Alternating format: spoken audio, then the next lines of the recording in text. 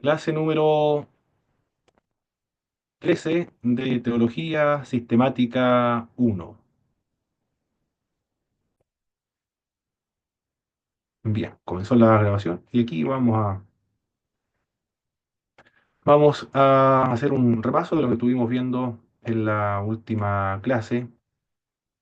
Vimos anteriormente los conceptos falsos que tenían o que tiene la humanidad que no está instruida por el mensaje de la palabra de Dios.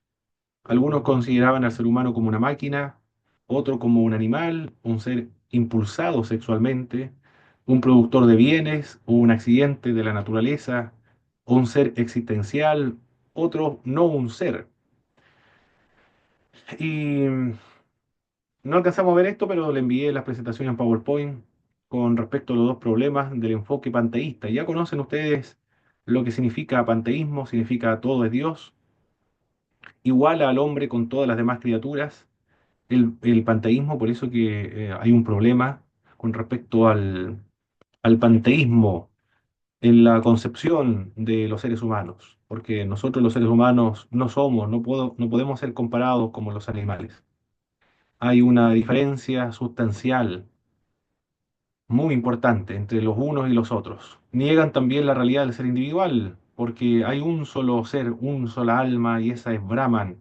Y nosotros nos convertimos en verdaderos seres y realmente existimos cuando volvemos a Brahman, dice el panteísmo.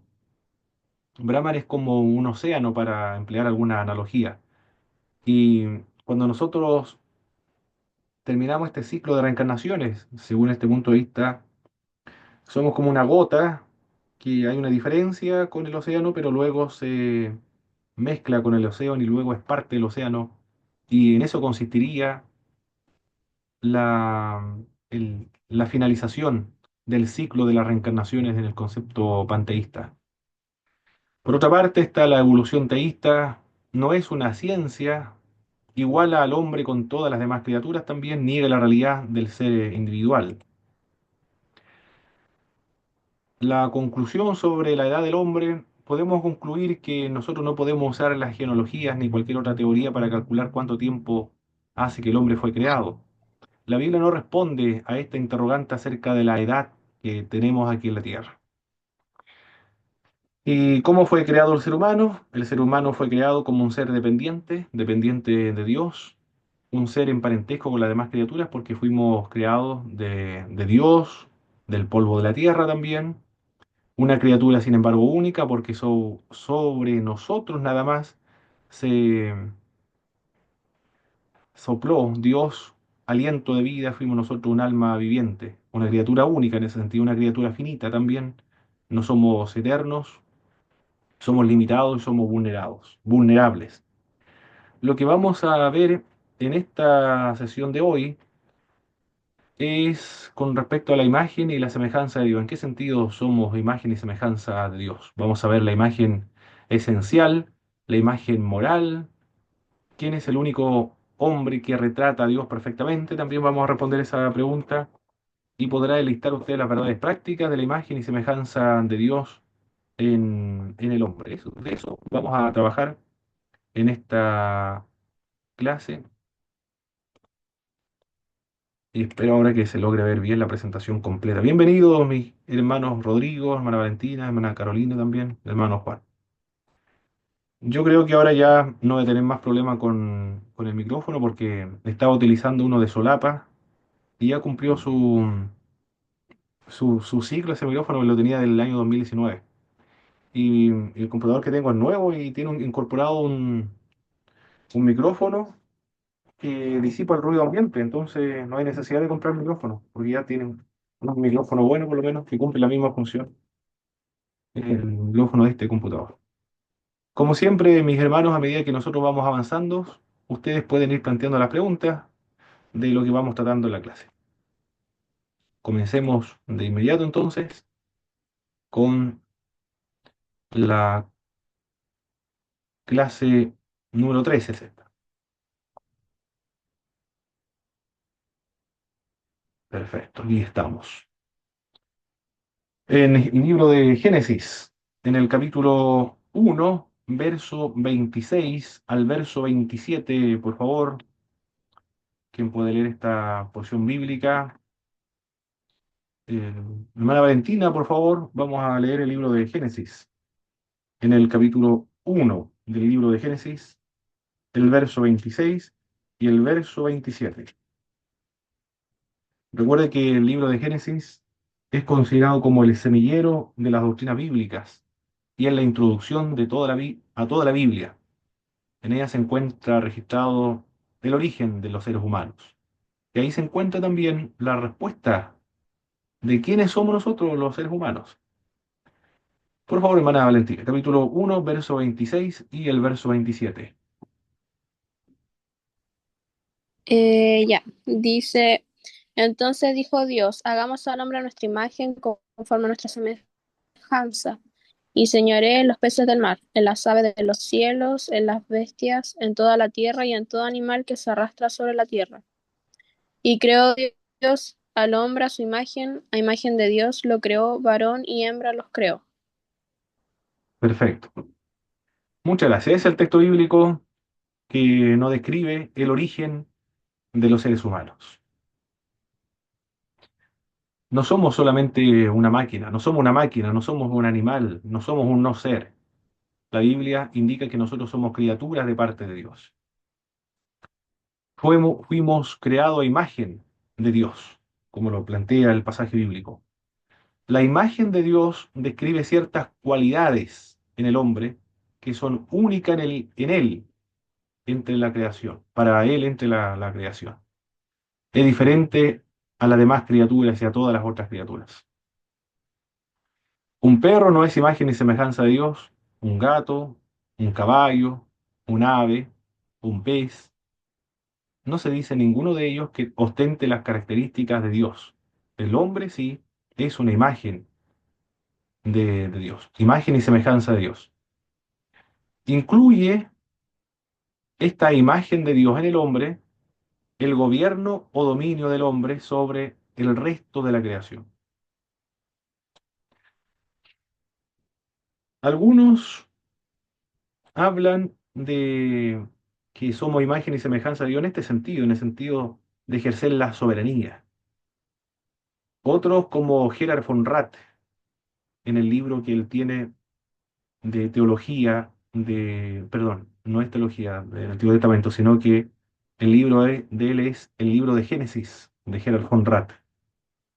Así como los reyes de la antigüedad, para ejercer su control, su soberanía, su jurisdicción sobre un territorio, como él no podía estar en todos los territorios al mismo tiempo, sin embargo, dejaba una imagen suya en aquellas provincias del cual él dominaba. Esta idea tan antigua es muy similar a lo que hicieron algunos dictadores como Stalin, por ejemplo, o el dictador de Siria también tenía, y también el de Irak, Saddam Hussein, tenía estatuas de su persona en varias provincias o en varias regiones de los países o de los imperios que ellos dominaron. Gerhard von Rade es un erudito del Antiguo Testamento. Por lo tanto, pareciera que la imagen y semejanza de Dios está apuntando a esa idea para demostrar el dominio de Dios en el mundo y en la creación. Dejó a una de sus criaturas, al hombre. Entonces nosotros somos, por decirlo de esa manera, como una estatua de Dios, representante de Dios de manera visible aquí en la tierra, de manera visible y objetiva, porque Dios es espíritu. Incluiría entonces su aspecto del dominio, de la administración del ser humano, pero como representante de Dios. Tiene dominio sobre la creación, pero como representante de Dios, como subordinado, como mayordomo, administrador de Dios nada más y está ejerciendo su soberanía como representante y mayordomo, administrador de Dios, tiene que rendirle cuenta después de todo lo que ha hecho. Es muy importante el dato que nos entrega Gerald von Rast en ese sentido. Se refiere también a la habilidad del hombre para relacionarse con los demás seres humanos. Dios creó al hombre, varón y mujer. Ambos llevan la imagen de Dios. Implica entonces la idea de una relación. En ese sentido, relacional, nosotros somos imagen y semejanza de Dios, porque creó a hombre y una mujer, a varón y una varona.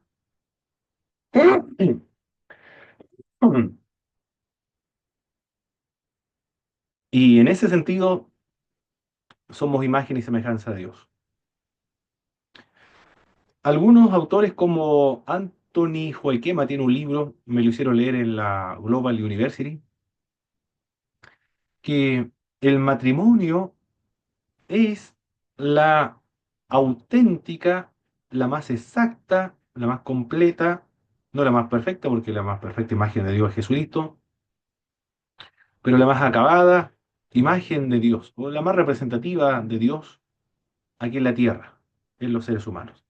El matrimonio entre un hombre y una mujer. Porque son una sola carne, pero compuesto de dos personas. Por lo tanto, dentro de esa unidad existe una pluralidad de personas que lo componen. Solo en el matrimonio, el ser humano o nosotros somos una imagen más acabada de Dios. Una persona puede ser soltera, por ejemplo, como Adán antes de que tuviese Eva, aunque no tenga pecado y tenga una comunión perfecta con Dios en el huerto del Edén, pero no estaba completo. Y no era bueno que se encontrara en esa situación tampoco, porque Dios dice, no es bueno que el hombre esté solo, pero si tenía comunión con Dios y no había pecado y estaba en el paraíso, ¿por qué el hombre no era completamente feliz entonces? Porque algo le faltaba. El estado de soledad no es satisfactorio para el ser humano. Por eso es que le hizo ayuda idónea. Por lo tanto, nadie es completamente feliz o completo o realizado sin el matrimonio, porque en el matrimonio logra representar completamente la imagen y semejanza de Dios en tanto sean una sola carne, compuesto por dos personas. Puede estar casado y al mismo tiempo no puede ser una sola carne porque hay conflictos internos, pero el ideal bíblico es ese, de ser una sola carne. ¿Qué le parece, mis hermanos, hermanas, lo que dice Anthony Joaquema respecto a la imagen y la semejanza de Dios del hombre en el matrimonio ahora? En el sentido de representar la unidad, pero dentro de la pluralidad de personas que lo componen. O sea, o sea, lo que dice, lo que está relatando el hombre ahí, el escritor, que el matrimonio es la base, pero dijo usted algo mejor. En Cristo somos mucho más perfectos en Cristo. Si el matrimonio se constituye bajo las leyes, bajo los mandamientos de Dios, los decretos por medio de Jesucristo, todo va a una línea, pero si un matrimonio no constituido conforme a Dios, va al desastre. Pero sin embargo, no deja de ser imagen de Dios, porque es creación de Dios desde el principio. Todo lo que Dios creó lo hizo bueno, y nada de Así lo es, que Dios no ha hecho malo o bueno, Él lo hizo por algo. Y todo tiene perfecto. su lugar, el orden, las leyes naturales, leyes que están fuera de las leyes naturales, todas las cosas lo hizo Dios en forma correcta. Y todo lo hizo es para Dios y es para Dios. En el fondo todo es para la gloria de Dios, por la imagen de Jesucristo. La gloria es de Él. Nosotros, por razón de, para que para reconocer sus obras hechas por manos, sus manos, los cielos y la tierra, todos cuentan sus obras según pero todas estas cosas conllevan a que nosotros entendamos que Dios es uno solo en Cristo. Todo lo hizo Mm. para que nosotros eh, mantengamos la comunión en una unidad perfecta en Cristo. la naturaleza, los animales, todos son creados, no son, es como dicen, no son imagen de Dios, pero en el fondo la mano de Dios lo hizo todo, con gracia, cada uno tiene su gracia. Y a nosotros, como administradores, como mayordomos, que a veces somos más malos administradores en lo terrenal y en Sí, lo espiritual, porque exactamente. y eso nos lleva, Adán tuvo el privilegio de ser el hombre. Yo, mire, voy a decir una locura, a lo mejor voy a hablar fuera de la red. Adán ¿Mm? tiene los nueve dones. Suponga que Adán tiene los nueve dones, bien perfecto, escuchaba perfecto. No es que digo que era super hombre, pero no tenía ninguna Sí, enfermedad, no tenía problema cansancio, no tenía problemas respiratorios ni contaminación como hoy día nosotros. Cualquier cosa ya estamos enfermos ya. Adán mm, en ese entonces, pero cuando Adán erró, perdió la gracia, decayó, hombre caído, raza caída. Si los ángeles cayeron, nosotros estamos en la misma condición. Somos una raza caída en cuanto a que no nos debiera haber pasado eso en la historia. Y por eso, por ende, morimos, envejecemos y morimos y nos vamos a la tierra, tal como la palabra mía tiene cumplimiento. Ya tiene cumplimiento y es lamentable. Para eso tenemos que aceptar a Cristo de verdad, sí, para que eso, lo de Dios, Dios quiere entrar en nosotros y nosotros igual tenemos que morir. Pero la gracia es morir en la gracia, pero no perdernos para siempre, sino entrar a una nueva vida. En el fondo, es el cuento de todo esto, es que Dios tiene algo nuevo. Cielo nuevo, tierra nueva. Y si es cielo nuevo, nuevo cielo, nueva tierra, es porque lo que ya fue creado va a pasar en segunda término y va a ser desechado para lo que Dios tiene algo mejor que lo que ya, porque lo que ya, y Dios hizo todo, la tierra no va a ser destruida, pero va a ser renovada, más bien dicho. Bueno, Pablo, No, no, sí, todo va a ser reconciliado por Cristo. Los cielos, los mismos cielos, la tierra y todo lo que está afuera como adentro, todo va a ser reconciliado. Esto va a ser un cambio, Dios. Va a ser todo renovado. Ay, allá perfecto, está. hermano Juan. Muy bien. Muy bien, hermano Juan. Muchas gracias. Hermano Cristian, adelante, hermano Cristian.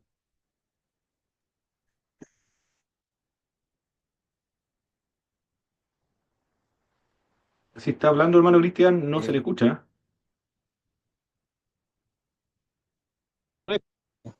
O no te creo que explico haya un bien esa problema. parte que... ¿Ahora me escuchan? Sí, ahora sí, hermano. Adelante. Lo que pasa es que, por ejemplo, nosotros muchas veces cuando predicamos en la calle o le ¿Mm? hablamos a la gente, por ejemplo, uno dice, le hace falta a Dios para que pueda llenar ese vacío. ¿Y de qué manera, hermano, se puede conversar con el hecho de que Adán, estando en el huerto, teniendo a Dios, da a entender la escritura que estaba solo y necesitaba de Sí, algo más? exactamente. Así es. Así es. Correcto. Si eso dice la Biblia.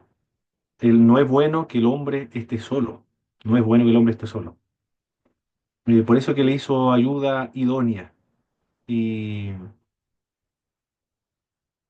y ahí completa la imagen y semejanza de Dios, porque como Dios es relacional, debe relacionarse con otro igual. Dentro de la Trinidad está el Padre, está el Hijo y está el Espíritu Santo. Entre ellos, como son de la misma naturaleza, se logran complementar y se logran comunicar y expresarse el amor mutuo. Pero como el hombre no tenía otro igual, otra persona, no podía expresar, no podía comunicarse con los animales, no podía comunicarse. Por eso necesitaba otro. En el sentido para poder expresarse, para poder comunicar, para darse al otro, que es el amor. Y poder comunicarse, conversar, por supuesto que sí. El ser el habla. Sí, eso es eso. Además que es fundamental para que continuaran procreándose, porque no se puede procrear Adán a sí mismo. Necesitaba una mujer para poder perpetuar la especie humana. Y a ambos se le dio el mandamiento de fructificar, multiplicar y llenar la tierra. Ahí sí el hombre está completo, no le falta nada en ese sentido. Bueno, es verdad, cuando el hombre en el sentido de estado pecador, Adán y Eva en ese momento estaba sin pecado. Pero ahora, obviamente, ahora todos nosotros somos pecadores y nosotros fuimos hechos para Dios. Fuimos creados para la gloria de Dios. Fuimos creados para tener comunión con Dios. Para eso somos y existimos, para servir a Dios, comunicarnos, mantener comunión con Él. Si un martillo se crea, por ejemplo, para clavar un clavo, no puede estar tratando de cortar madera. Si una motosierra, por ejemplo, se creó con la finalidad y propósito de cortar árboles, no se puede estar utilizando una motosierra como un remo para poder hacer avanzar un bote en el lago, por ejemplo. Y así podemos seguir dando más ejemplos. El ser humano fue hecho para la gloria de Dios, para tener comunión con Dios, para depender de Dios, para disfrutar de Dios, no para oponerse a Él. Cuando se opone a Él a causa del pecado, vive en una desgracia, en una situación de miseria. Es un miserable. No me acuerdo quién fue el que dijo, hermano Juan, creo que empleó una palabra por una persona que hizo mal a alguien. Vive en una desgracia, es una persona desgraciada, porque está privada de la gracia, porque no es feliz, es un infeliz. Los términos que estamos utilizando pareciera son como insultos, infeliz, desgraciado, pero expresa realmente la condición en la cual se encuentran los seres humanos, porque nosotros nos fuimos hechos para oponernos a Dios, para ser hostiles a Dios, nos fuimos hechos para el pecado, nos fuimos hechos para estar separados de Dios. El estado en el cual nosotros nos encontramos es un estado antinatural.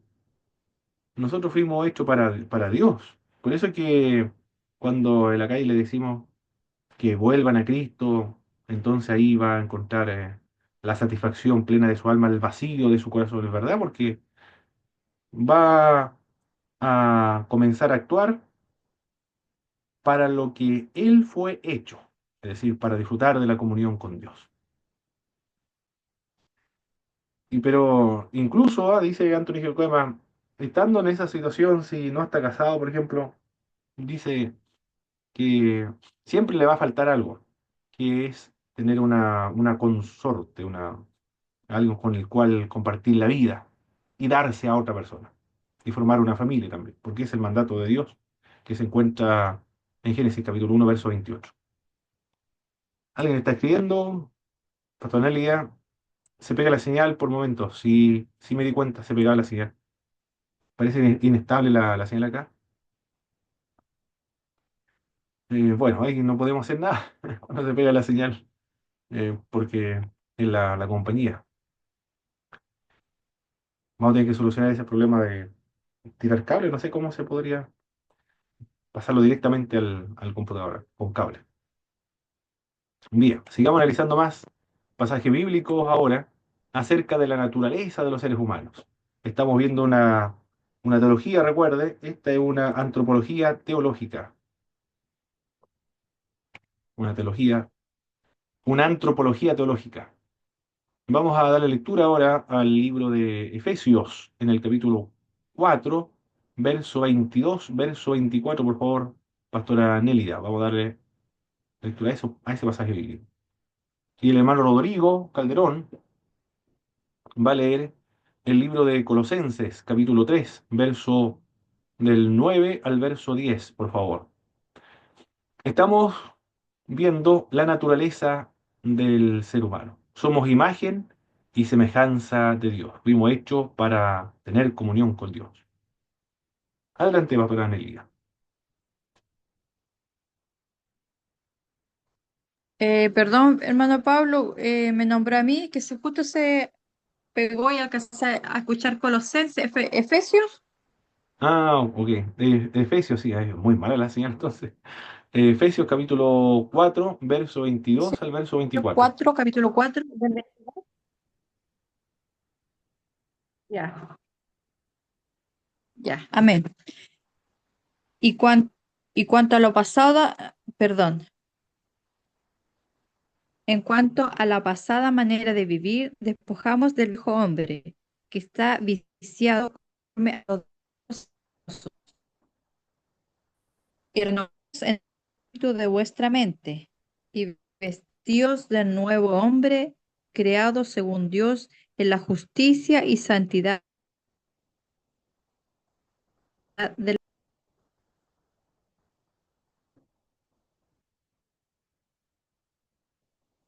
Perfecto, muy bien. El- Entonces, estos dos pasajes claves nos muestran otro aspecto de la imagen de Dios en Cristo que restaura la imagen justa que el hombre perdió a causa del pecado. En el huerto del Edén, Adán pecó y perdió el libre albedrío. Aquí todo opina lo mismo respecto a esto, pero no perdió la imagen de Dios en nosotros. Se degradó, se corrompió, pero todavía persiste la imagen de Dios en nosotros. Ellos también instan al cristiano a vivir la nueva vida en Cristo. Él debe despojarse del viejo hombre, dice el libro de Efesios, despojarse del viejo hombre, o la antigua manera de vivir, el cual es creado según Dios en la justicia y la santidad de la verdad, y conforme a la imagen del que lo creó, se va renovando hasta el conocimiento pleno. Mira lo que dice el libro de Efesios. ¿Cuál es la naturaleza del hombre y en qué sentido somos imagen y semejanza de Dios? Ahí lo dice, en la justicia y en la santidad.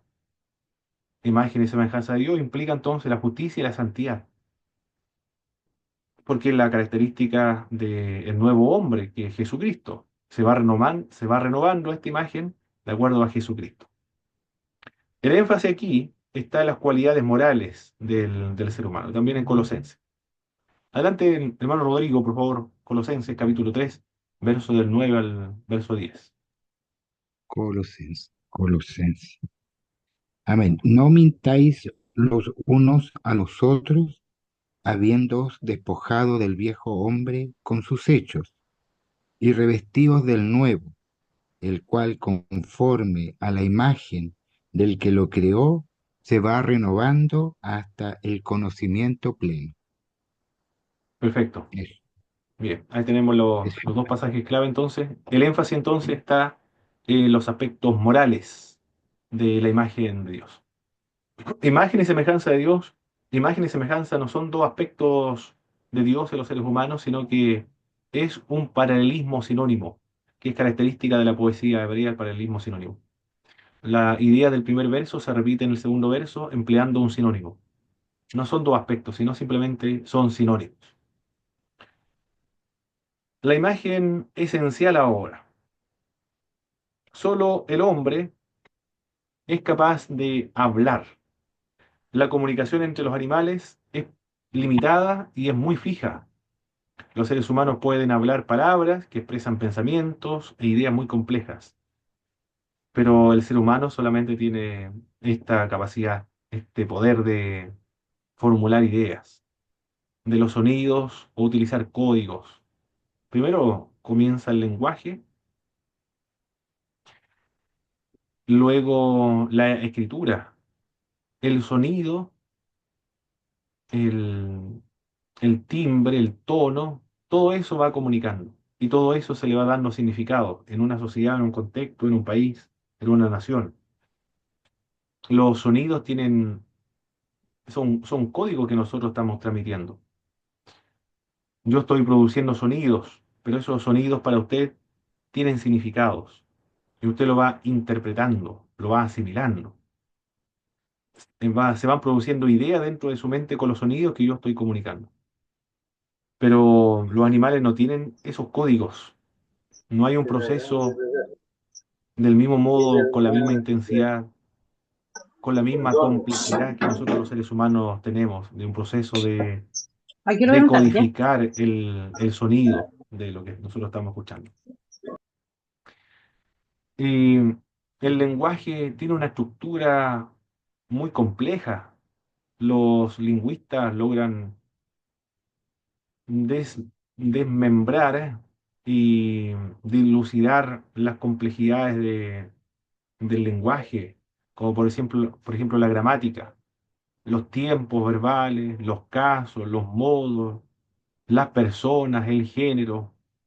los artículos, sustantivos, y comienzan a estructurar un idioma, por ejemplo, que son muy complejos y todos los idiomas son distintos. Pero eso, el uso del lenguaje, el uso de la comunicación tan compleja es propia de los seres humanos. En ese sentido, nosotros somos imagen y semejanza de Dios, porque tenemos la capacidad del habla.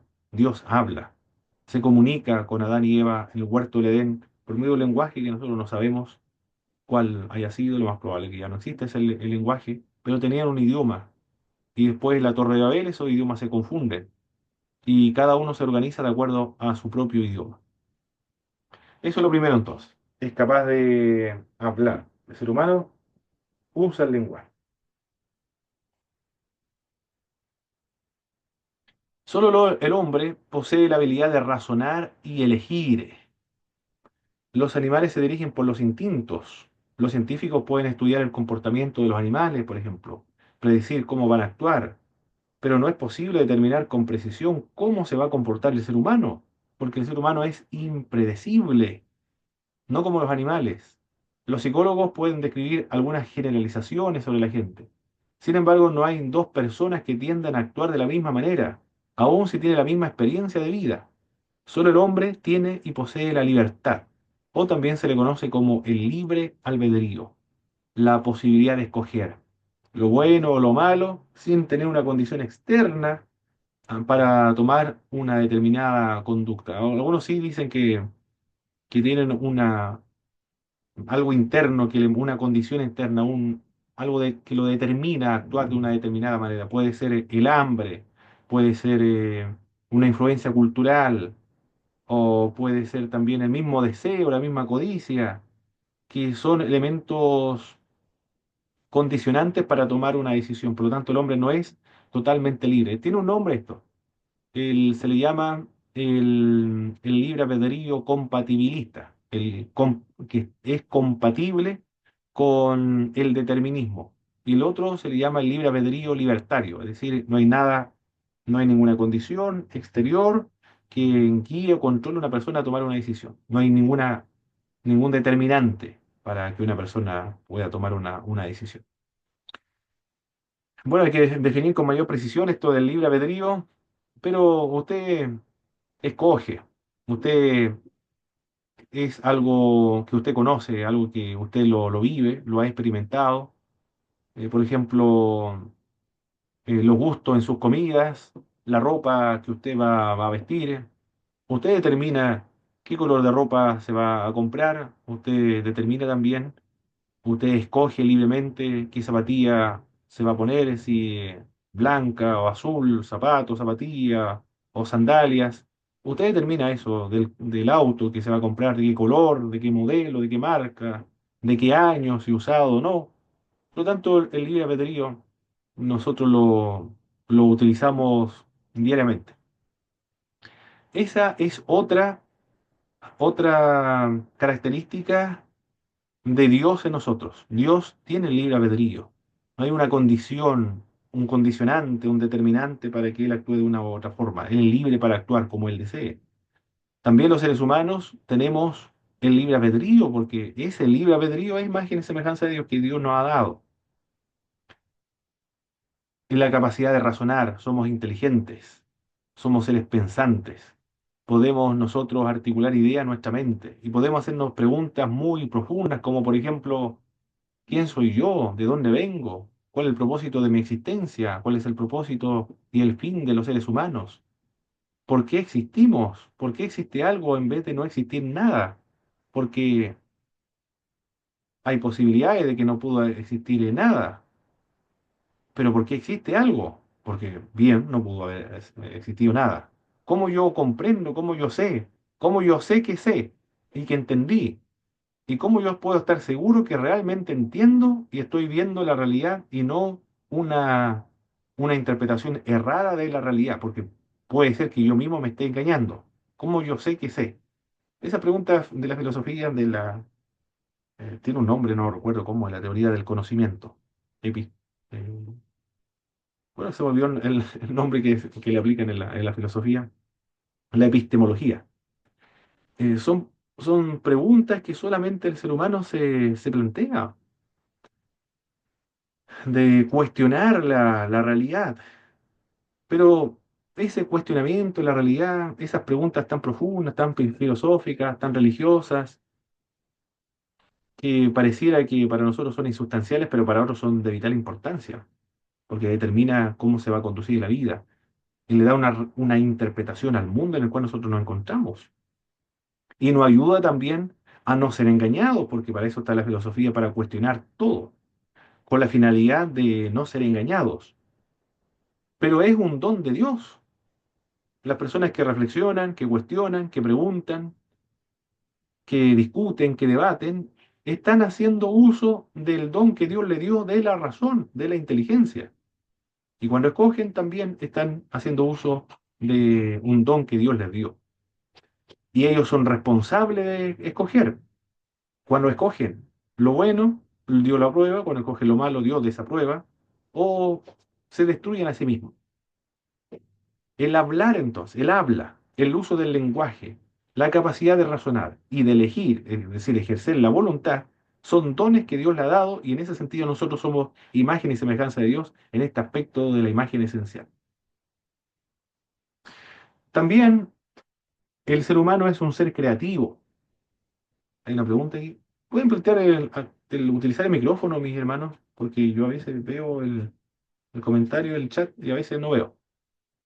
Patonelli dice, bueno, se pega mucho más que anteriormente. Eh, Hermanos, todos, todos tienen problemas de señal, o solamente quizás sea la pastora Nelly No, la señal de hermano allá. Pablo, hermano Pablo se le hace rato que se le pega, Ah, queda entonces mi unos señal. minutos pegado. Sí, es su señal. Va a tener que repetir varias veces. Mire, voy a ver qué puedo hacer. Eh, bueno, no puedo hacer nada, tendría que acercarme al donde está ¿cómo se llama esto? El modem. Voy a abrir el modem para ver si llega más señal. Vuelvo enseguida.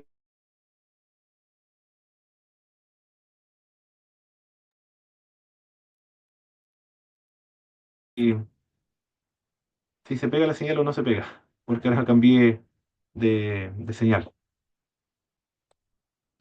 Perfecto, continuamos entonces. Bien, ¿dónde estábamos nosotros? En la imagen esencial. Estábamos diciendo que nosotros somos imagen y semejanza de Dios en la capacidad del lenguaje, en la capacidad de razonar, en la capacidad de elegir, de ejercer el libre albedrío, de ser personas creativas también. La creatividad que nosotros ejercemos es otra evidencia de la imagen y semejanza de Dios que nosotros tenemos.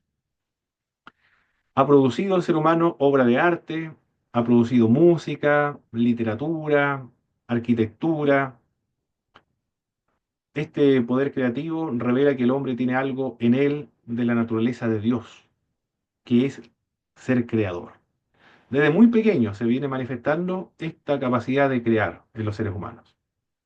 Los niños, ¿qué es lo que hacen los niños que viven en el campo o cualquier otra parte?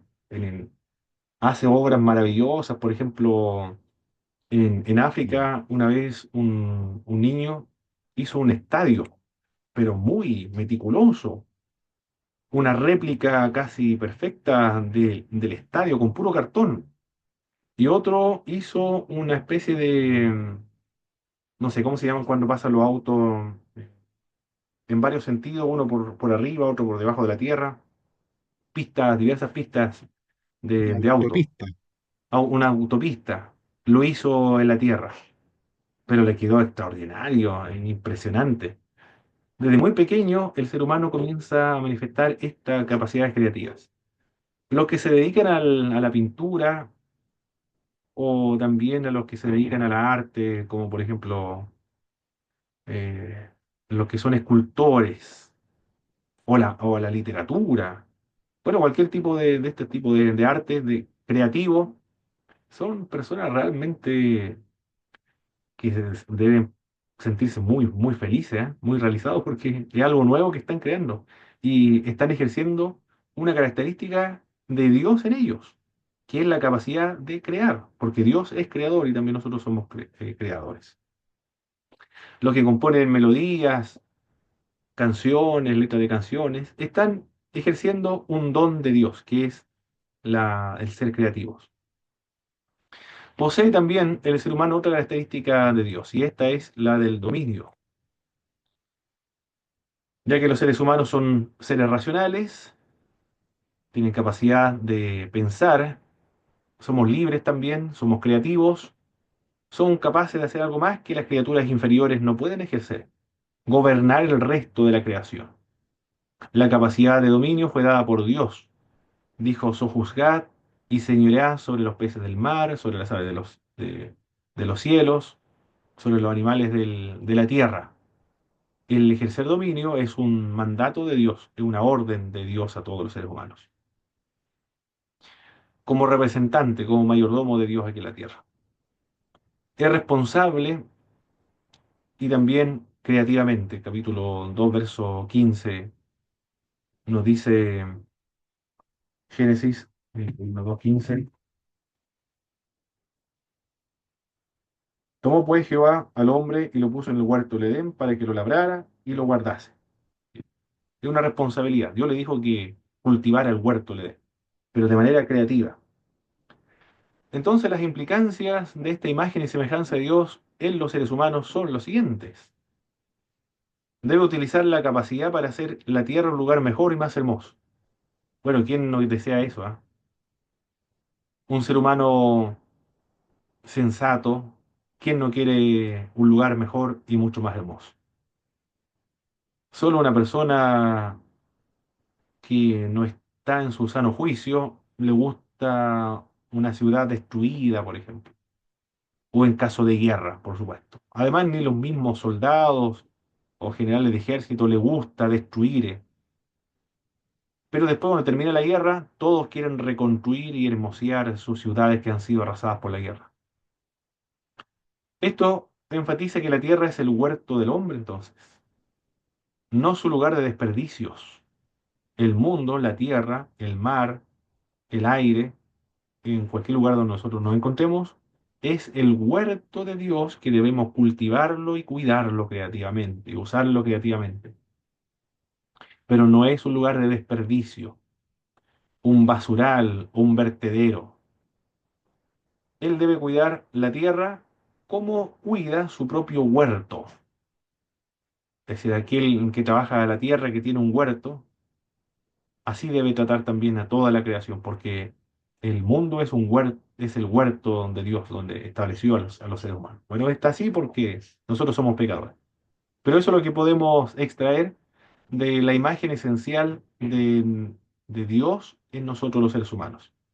Somos imagen y semejanza de Dios en un sentido esencial, porque tenemos la capacidad del lenguaje, tenemos la capacidad de razonar, somos seres inteligentes, de elegir, ejercemos libre albedrío, somos seres creativos y también la facultad del dominio.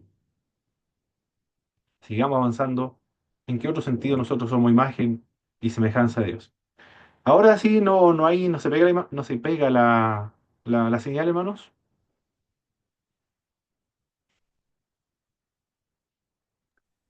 No, hermano Pablo, hasta ahora nada. Mejor. Mira, era eso, Intenta. qué increíble. Bien, o sea, tengo internet y no funciona el internet. Bien, la imagen moral ahora. Lo primero era la imagen esencial. Usted tomando apunte, toma apunte acerca de lo que estamos viendo, la imagen esencial. ¿En qué sentido somos imagen y semejanza de Dios? En ese aspecto esencial. Ahora, somos imagen y semejanza de Dios en un sentido moral. Nosotros tenemos conocimiento. Este conocimiento tiene que ver con el conocimiento personal de Dios. Pablo oró para que Dios llenara a los cristianos colosenses con el conocimiento de su voluntad en toda sabiduría e inteligencia espiritual. Este conocimiento le ayudará a vivir una vida como es digno del Señor, lo dice el verso 10. Este conocimiento es vivencial, es un conocimiento experimental. No es un saber, sino que es algo que se logra vivir. Como por ejemplo Alguien puede leer un libro de nado, puede saber las técnicas del nado, toda la musculatura del cuerpo que se trabaja para nadar. Puede también ser un experto, tener un abundante conocimiento sobre los beneficios físicos, psicológicos o de cualquier naturaleza en aquellos que practican el nado. Sabe cuánto puede resistir también debajo del agua y evitar los calambres, es decir, conocer todo lo que es el nado. Pero otra cosa es ya nadar. No puede decir que conoce el nado si nunca ha nadado.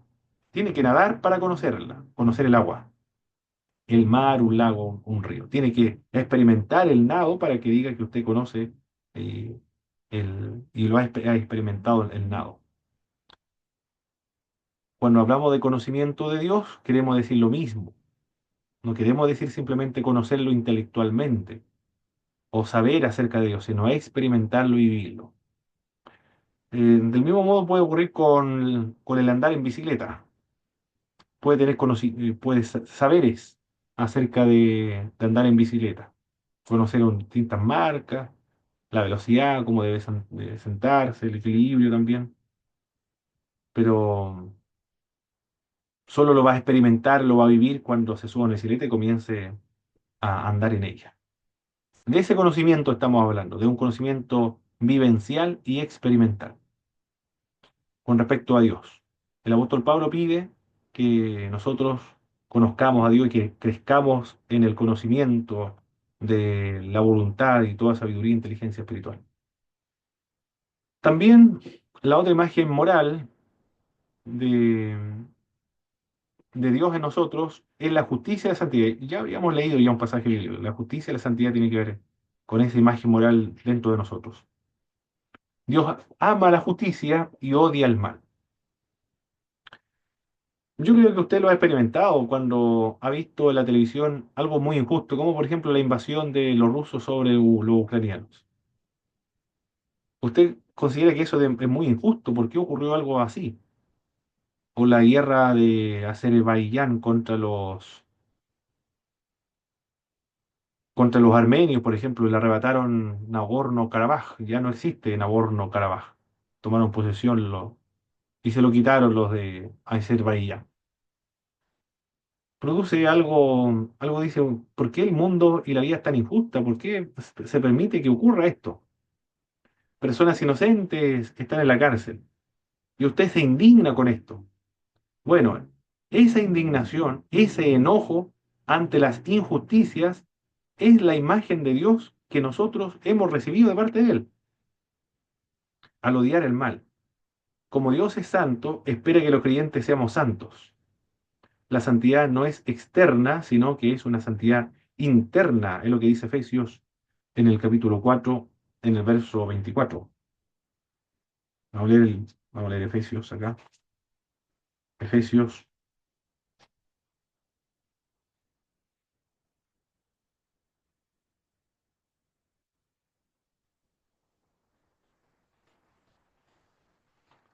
en el capítulo 4, verso 24, dice, vestido de nuevo hombre, creado según Dios en la justicia y la santidad de la verdad. Habla acerca de justicia y santidad. De hecho, la obediencia externa o la acción sin la actitud interior correcta es una falsa justicia. Un ejemplo de la falsa justicia es la de los fariseos, quienes exhibían una justicia solamente externa, una santidad externa, pero en su interior eran sepulcros blanqueados, le dijo Jesucristo. La justicia externa, la santidad externa debe estar de acuerdo con la santidad interna. Jesús advirtió que tal era la justicia de los fariseos y que no llevaría a uno al cielo. El Nuevo Testamento da más énfasis a la imagen moral de Dios en el hombre que otras cualidades. En lo más fuerte, lo que más se repite, Dios eh, tiene o ha dado su imagen a los seres humanos en el aspecto moral. Ese es el énfasis de la Biblia. Tal vez la razón de esto sea que la imagen moral fue la que más se afectó cuando el hombre pecó contra Dios. La razón, por ejemplo, el libre albedrío, ¿qué más? La soberanía, bueno, todo eso se estropeó cuando nosotros caímos, pero algunos dicen lo que más se perdió fue cuando el hombre pecó, fue ese aspecto moral de la imagen y semejanza de él. Bueno, también el libre albedrío de la perspectiva teológica de la depravación total, pero se restaura por medio de la gracia preveniente, como lo han descrito los teólogos.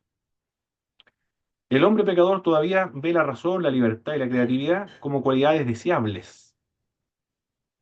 Claro, por eso que las personas protestan en otros países cuando a las mujeres, por ejemplo, no se les permite el estudiar e ir a la universidad, enseñar a leer y a escribir, por ejemplo. En los países los talibanes, por ahí parece que son así. Contra la educación se impide la educación en las mujeres. Pero las otras civilizaciones es un derecho humano, es un derecho el estudio, el conocimiento.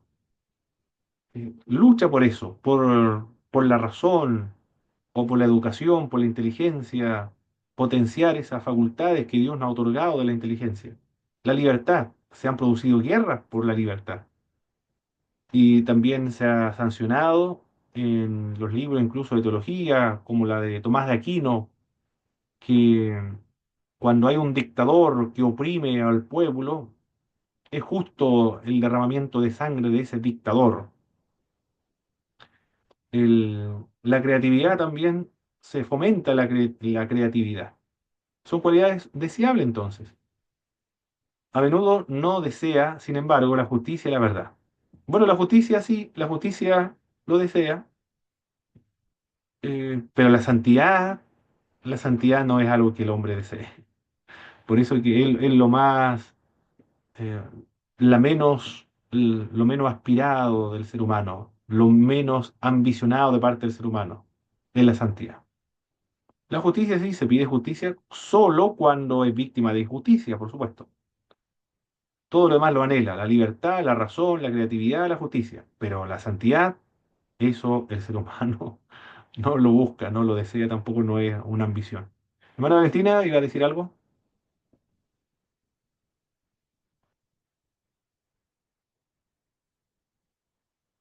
No sé si estará hablando la hermana Valentina, pero no le escucho porque está, o no sé si querrá hablar o no, porque no está con el micrófono activado. Bueno, sigamos.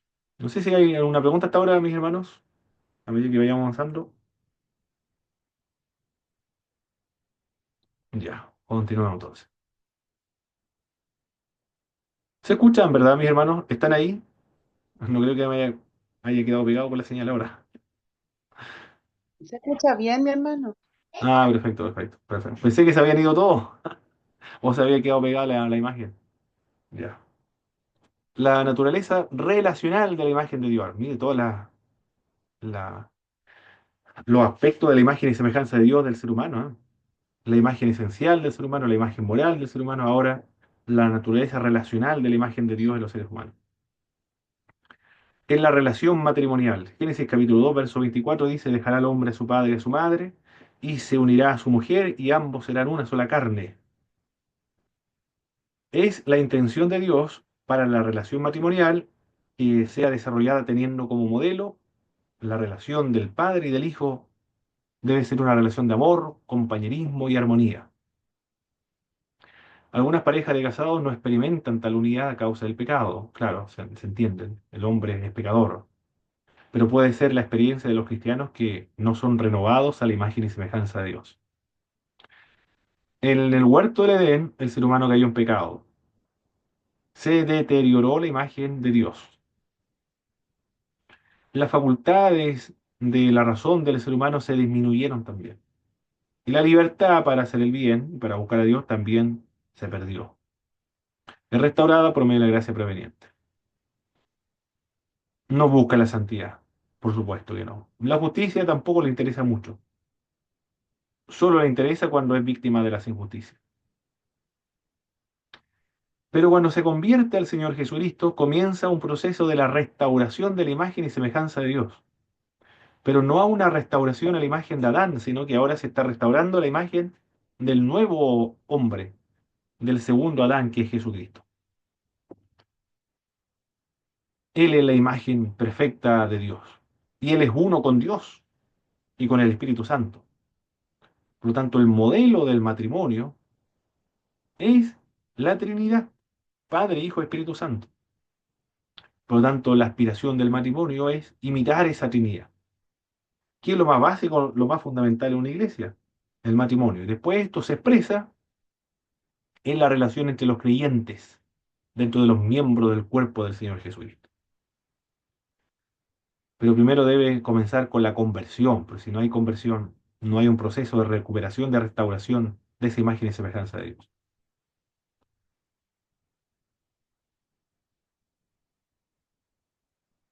La igualdad delante de Dios, entre el hombre y la mujer son iguales delante de Dios. Dios creó tanto al varón como a la mujer a su propia imagen. Eso dice, lo leímos al comienzo de esta clase. Por tanto, varón y mujer son iguales.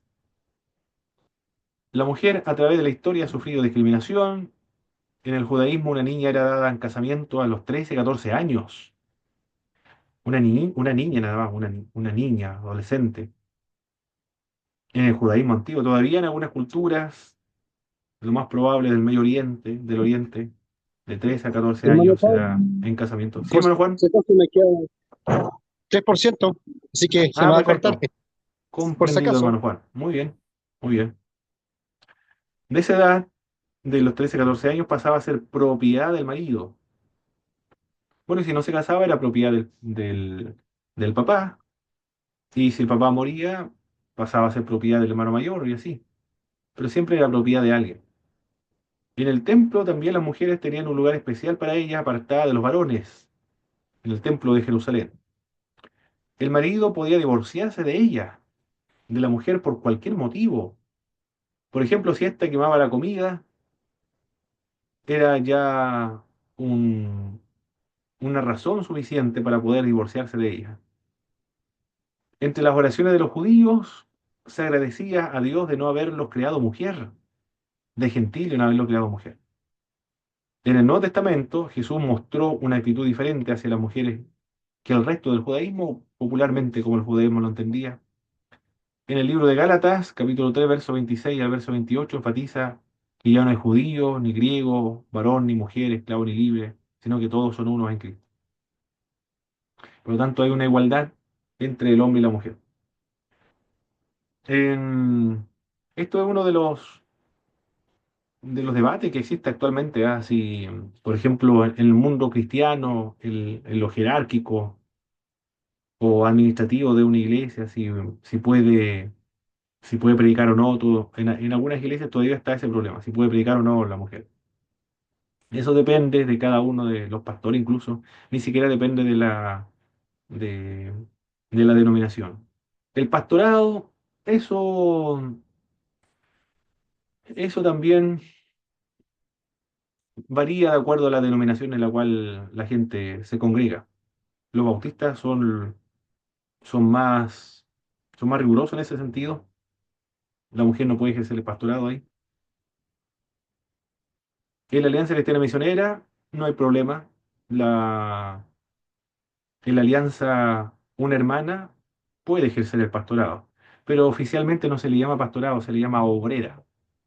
Pero yo cuando tenía compañeras de curso en Fatela, yo le decía pastora a la hermana.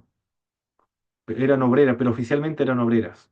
Pero no podían estar casadas para ejercer como administradora de una iglesia. Eran obreras, pero era el cargo pastoral el mismo.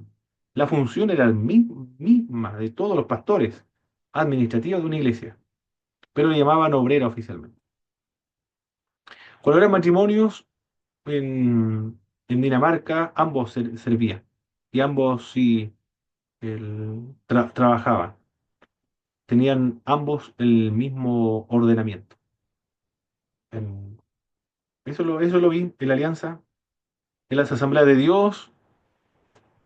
en un año, no sé, hace 4 años, no sé en qué país, en Centroamérica parece que fue, nombraron y ordenaron a más pastoras que pastores, hombres. Todo eso varía de acuerdo a la iglesia. En una oportunidad, una pastora me dijo de la metodista pentecostal, en la metodista pentecostal, el varón, el que ejerce cuando muere el esposo, la pastora queda con el nombre honorífico nada más de pastora, pero ya no puede, no ejerce ningún cargo administrativo dentro de una iglesia. Es honorífico nada más. El pastor se le llama pastora porque es esposa del pastor y porque ayuda al pastor mientras él vive, pero cuando él muere ya cesa en todas sus funciones. Y cuando lo ungen también pasan los varones, en otra instancia están detrás del varón. Pero así funciona en la iglesia. Pero en una oportunidad una pastora me dijo, el- ¿por qué en algunas iglesias no reconocen el pastorado femenino si la Biblia dice que en los postreros tiempos Dios iba a derramar su espíritu sobre toda carne? El derramamiento del Espíritu Santo, el bautismo con el Espíritu Santo y la finalidad del bautismo con el Espíritu Santo es capacitar para la misión de la iglesia, para ejercer el ministerio cristiano y para predicar y testificar acerca del Señor Jesucristo. Entonces, en ese sentido, no debería haber ningún problema. Pero eso varía de acuerdo a la denominación y de acuerdo al tiempo también, a, a los nuevos cambios que han habido. Por ejemplo, en Chile, la primera junta oficial de la Iglesia Metodista Pentecostal, habían dos mujeres, creo que dos o tres mujeres como oficiales, diáconos. Después ya no hubo nunca más. En la primera iglesia metodista pentecostal, en la JBH, en la primera también junta oficial había mujeres. Pero es una forma distinta de interpretar estos pasajes bíblicos. Ahí se habla acerca de la igualdad. ¿En qué sentido? Igualdad de responsabilidad, de jerárquica, en el sentido de la iglesia. Bueno, eso lo determina cada una de las iglesias y cada uno de los hermanos de distintas denominaciones. ¿Qué más? La otra naturaleza relacional de la imagen de Dios en el hombre, viviendo en comunidad. La Biblia enfatiza vivir en comunidad. Juan escribió que si alguno dice, yo amo a Dios y aborrece a su hermano, es mentiroso. Así de contundente es Juana. Si alguien dice, yo amo a Dios, pero aborrece a su hermano, es mentiroso. Esa persona no ama a Dios realmente. Pues el que no ama a su hermano, a quien ha visto, ¿cómo puede amar a Dios que no ha visto? Dice, concluye Juan, capítulo 4, 1 de Juan, capítulo 4, verso 20. Jesús consideró amar a Dios y amar a nuestros prójimos como los dos mandamientos más importantes, de hecho, ¿eh? Por lo tanto, fuimos hechos para vivir en comunidad. Fuimos hechos para amar. Si no amamos, entonces somos muy infelices, somos personas infelices, no realizados en la tierra. Esto lo dicen no solamente los cristianos, sino que también lo dice Víctor Frank en un libro que se llama El hombre en busca del sentido. Él es judío, de alguna parte extrajo esta gran reflexión cuando dijo, el, el ser humano es realmente feliz cuando se da en servicio abnegado y sacrificado a los otros. Solo allí el ser humano es totalmente feliz y completamente realizado. ¿De dónde habrá sacado esas ideas? Bueno, como viene del judaísmo. El cristianismo proviene del judaísmo, pero muy parecido a lo que dice Jesucristo. Nosotros fuimos hechos para amar. Ahí está la felicidad, cuando amamos. Y el amor, recuerde que no es un sentimiento, yo no sé si lo he explicado acá, pero el amor no es un sentimiento, sino que es algo racional, voluntario, sacrificial, y es una acción, es una obra. Creo que sí lo expliqué, ¿no? Bueno, no recuerdo en qué lugar lo expliqué. Bien, ¿qué más tenemos que ver en la imagen y la semejanza de Dios? Cristo, la imagen perfecta de Dios. Adán y Eva son imagen y semejanza de Dios. Cayeron, se pervirtió la imagen y semejanza de Dios, pero no se perdió. Continúa todavía algunos elementos, por eso que pensamos, ejercemos soberanía sobre el planeta Tierra, somos inteligentes, somos seres creativos, nos comunicamos los unos a los otros, pero otros aspectos morales se han perdido y y son hostiles. El ser humano no lo desea, como por ejemplo la santidad. Aún el hombre más santo de la tierra es solo una imagen borrosa de Dios. Qué increíble esto, ¿ah? Porque solamente Cristo es la imagen perfecta de Dios. En un sentido verdaderamente real, los únicos seres humanos auténticos fueron Adán y Jesús. Todo lo demás son ejemplos torcidos, distorsionados, corruptos de la humanidad. Por tanto, es necesario fijarse en el estado original del humano y en Cristo para evaluar correctamente lo que significa ser un ser humano, dice Mira Erickson. Es importante estudiar qué significa imagen de Dios en el hombre, pues incidirá en la forma en que adoptará la evangelización. O sea, saber en qué sentido nosotros somos imagen y semejanza de Dios influye en la evangelización. Porque si vemos al ser humano desde una perspectiva distinta a la Biblia, evangelizaremos desde esa perspectiva. Si entendemos que la imagen hace referencia principalmente a la razón humana, es decir, el, el hombre es imagen y semejanza de Dios solo en el sentido intelectual, entonces la evangelización tendrá que ver con la naturaleza educativa y cognitiva.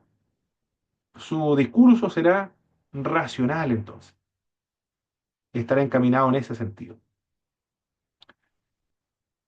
Si entendemos que se refiere a las relaciones personales, nuestro ministerio podrá o pondrá énfasis en la teología relacional y la interacción entre grupos pequeños.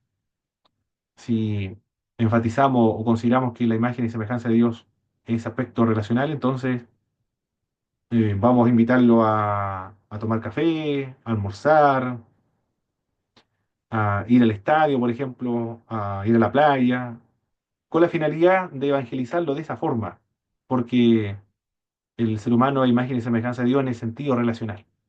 Pero recuerde que el ser humano es imagen y semejanza de Dios en el sentido de la soberanía, la meditación, en el sentido racional, en el sentido relacional. ¿En qué otro sentido el hombre es imagen y semejanza de Dios? En el uso del lenguaje, por ejemplo, de ser seres creativos, por ejemplo. Por lo tanto, todos los elementos que hemos estudiado de, de esa imagen y semejanza de Dios en nosotros los seres humanos, debemos sacarle provecho para la evangelización entonces. La evangelización debe enfocar todos esos aspectos de la imagen y semejanza de Dios en nosotros. Sirve conocer la imagen y semejanza de Dios para la evangelización, para el discipulado, para la pastoral y para también nuestra relación con los seres humanos. Hay un desarrollo histórico. Hay un solo hombre que retrata a Dios perfectamente, Jesucristo.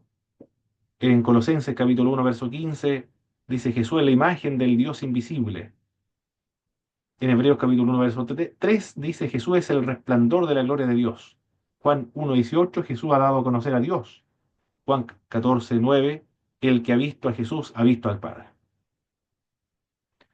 Pablo ante los atenienses dice que de, de una sola sangre hizo Dios a todos los seres humanos. La iglesia primitiva, la imagen del hombre, decía que se relaciona con las características racionales y morales del hombre y su capacidad para santidad. Racional, decía la iglesia primitiva, moral y santidad, nada más. Los escolásticos de la Edad Media señalaban que la imagen de Dios en el hombre se refería a la razón y a la voluntad. Razón y voluntad nada más, libre albedrío. Cuando Adán cayó, perdió su semejanza, pero la imagen permaneció completamente intacta. Hacía una diferencia entonces lo escolástico entre imagen y semejanza. Recuerde que dijimos que imagen y semejanza son sinónimos, corresponde a un paralelismo sinónimo. La humanidad como humanidad todavía estaba completa, pero se había estropeado el ser bueno y ser santo. Martín Lutero, exclusivamente dijo Martín Lutero que la imagen y semejanza de Dios tiene que ver con la justicia original, a quien consideró completamente perdida en el pecado. Se perdió la justicia original. No hay diferencia entre imagen y semejanza de Dios, dijo Martín Lutero, a diferencia de los escolásticos o los teólogos de la Edad Media. En el sentido físico, también se ha señalado o se ha creído que consiste la imagen y semejanza de Dios. No es tan extendido creer que La parte física también es imagen y semejanza de Dios, pero aún persiste esta opinión. Proviene de la interpretación literal de la palabra hebrea selem, que significa estatua o forma. Según esta lectura, Génesis 1.26 significaría algo parecido a que los humanos se parezcan a nosotros. Son los mormones hoy en día los más fervientes defensores de esta idea, de que nosotros somos imagen y semejanza de Dios en el sentido físico. Quizá esta interpretación tendría más valor teológico, práctico, que la interpretación metafísica que le hemos dado a esta imagen y semejanza de Dios, pues afectaría la preocupación de la misión de la Iglesia. No estaría solo enfatizando el elemento espiritual, sino que también estaría enfatizando el aspecto físico de los seres humanos, porque el ser humano entonces es imagen de Dios en el aspecto físico, por lo tanto el énfasis también estaría ahí en lo físico de los seres humanos. Martín Lutero dijo que todos los aspectos de la imagen de Dios en los seres humanos se han corrompido. Lo que queda es una reliquia, un remanente de la imagen. No ciertas cualidades, sino fragmentos de todo lo que constituía la imagen de Dios en nosotros. Qué triste la realidad, o por lo menos lo que dice Martín Lutero. No sé qué dicen ustedes, hermanos. Hay una reliquia de la imagen de Dios en nosotros. Una reliquia nada más, un remanente de esa imagen de Dios en nosotros. No, no ciertas cualidades, sino fragmento de las cualidades de Dios dentro de nosotros. Qué, qué catastrófico, qué terrible, ¿eh? No sé cómo lo ve usted, hermano, lo que dijo Martín Lutero. Reliquias, remanentes, fragmentos ha quedado de esa imagen de Dios en nosotros.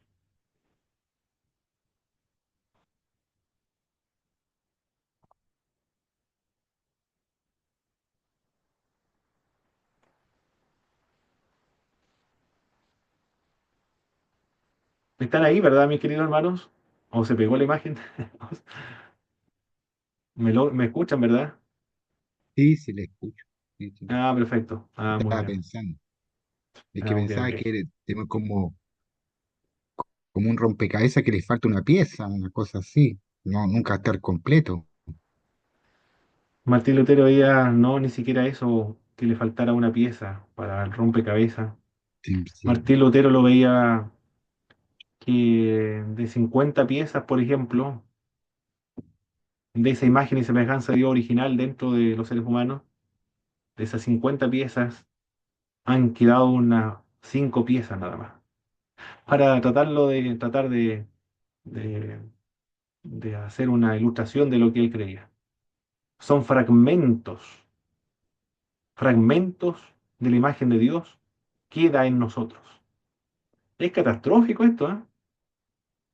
Es medio deprimente, pero no se perdió totalmente, pero quedaron fragmentos. Pero así es. Por eso que, claro, se explica por qué hay la delincuencia, por qué matan a un ser humano, matan a un niño, por qué tanto odio y tanto rencor hacia otro ser humano, por qué tanto enojo, tanta rabia. No piensan en el mal que le hacen a las personas, más bien se sienten orgullosos en destruir a las personas. Claro, eso no es un fragmento de la imagen de Dios que queda en ellos solamente. La imagen que expresa el ser humano caído actualmente una imagen diabólica ahora, pero no la imagen de Dios. En ese sentido, tiene razón Martín Lutero, el reformador protestante. Karl Barr decía que aprendemos de la humanidad estudiando a Cristo, no a los humanos. La imagen, según Génesis, consiste en que los humanos reflejan la comunión interna y el encuentro en Dios. El encuentro interno con un humano reside en el hecho de que la humanidad ha sido creada varón y hembra. También sabemos que significa imagen estudiando a Jesús como significado completo de la humanidad. Que la imagen consiste en ser para otros. Mire lo que dice Mark. La imagen consiste en ser para otros. Por tanto, también desde esa perspectiva, estar en relación con otros es lo que constituye la imagen de Dios.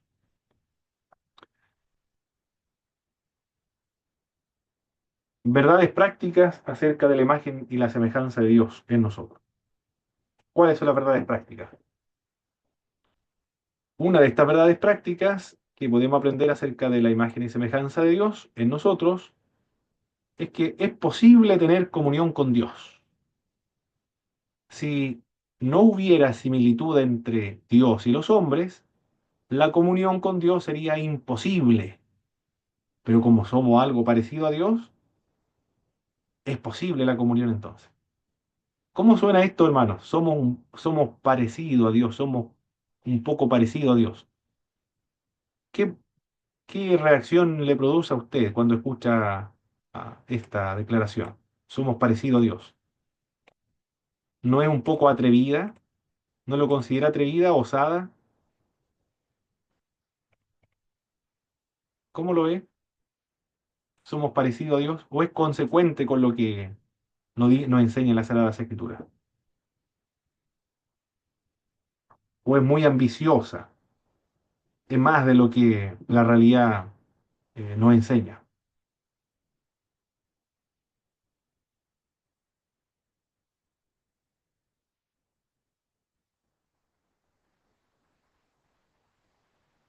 ¿Qué dicen mis hermanos o hermanas?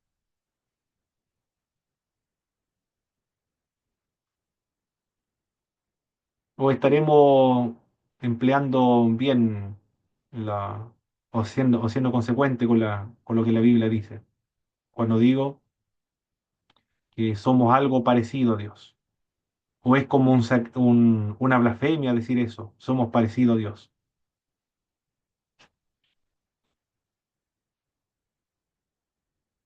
¿Qué dice usted, mis hermanos?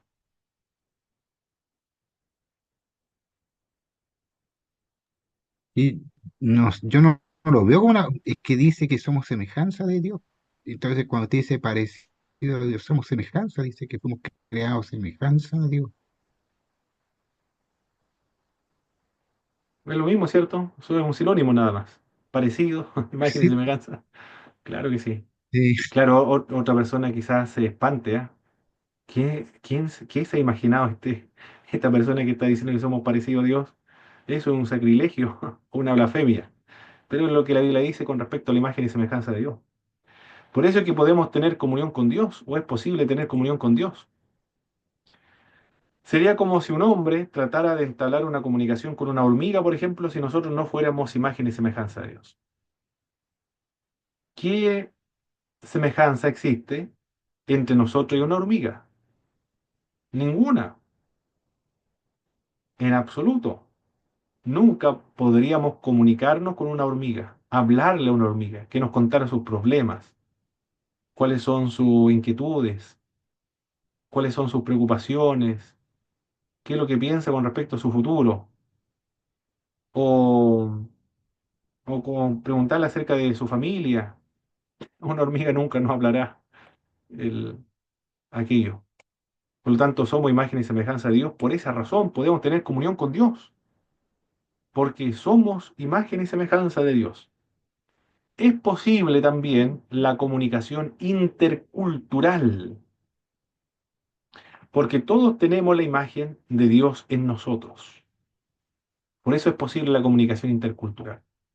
Si yo voy, por ejemplo, a la India, a la China, a Corea, Japón, a Oceanía, a Bulgaria, Armenia, a Etiopía, entre otros países del mundo, puedo ver una obra, una cultura que es creativa, un lenguaje, una organización, vestimentas, la forma de construir sus casas, una evidencia de la obra de Dios. Ellos lo hicieron personas que son imagen y semejanza de Dios. Son obras de Dios por medio de esos seres humanos, teniendo presente, por supuesto, que también son personas pecadoras como nosotros. Por eso es que vamos a ver aspectos buenos y malos en las culturas. Algunas obras extraordinarias de belleza, de perfección, leyes también muy elevadas. ¿Por qué tienen leyes tan elevadas? Porque son imágenes y semejanza de Dios, pero también conductas muy terroríficas, porque somos pecadores también. Es posible la comunicación intercultural. Por lo tanto, las culturas, todas las culturas que son ajenas a nosotros, vamos a ver aspectos tanto positivos como negativos. Vamos a ver elementos buenos y malos. Y no toda la cultura en su totalidad es diabólica, porque algunos piensan eso, lamentablemente, ¿ah? Como ocurrió en la región de la Araucanía. Un predicador, lamentable, esto es muy terrible, hermano, de no considerar esto, de que todos los seres humanos son imagen y semejanza de Dios. Dijeron que el mapudungún era el idioma del diablo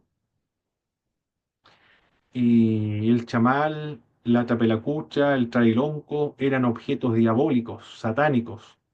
Por lo tanto, y los instrumentos también que se utilizaban como la tutruca, el cultrún o la cascahuilla. eh, Esos elementos usted lo conoce, hermano, ¿cierto? ¿Le estoy hablando en castellano o no están entendiendo lo que estoy diciendo? Sí, sí, yo, sí. De hecho, yo Perfecto. vi una comunidad mapuche. Exacto, muy bien, me estoy refiriendo a una comunidad mapuche. Entonces, todos esos elementos culturales, un predicador del Evangelio le dijo que todos eran del diablo. Qué increíble, satanizó a toda una cultura. Él no logra ver la, no logra ver a Dios o algo bueno o algo de valor, algo de dignidad en otra cultura, no logra verlo, porque no ha reflexionado acerca de la imagen y semejanza de Dios en todas las culturas y en todos los seres humanos de la tierra. ¿Por qué un idioma puede ser del diablo? ¿Por qué el mapudungún es del diablo? ¿Y por qué no el castellano? ¿Por qué no el alemán? ¿Por qué no el italiano o el francés? ¿Por qué solo el mapudungún es el idioma del diablo? Increíble, pero aunque usted no lo crea, eso fue lo que dijo el predicador. Bueno, bien. Es posible la comunicación intercultural cuando nosotros reflexionamos sobre la imagen y semejanza de Dios en todos los seres humanos de toda la tierra. La vida humana es sagrada, porque asesinar, atentar contra otro ser humano es atentar contra Dios mismo, contra algo que ostenta y lleva la imagen de Dios. Es un sacrilegio, es terrible, porque es como matar a Dios mismo, o alguien que lleva su imagen, que es la imagen de Dios. Bueno, son más verdades prácticas. Estamos a la hora ya, son las 10, o sea, las 8:30. Vamos a descansar, mis queridos hermanos, un momento.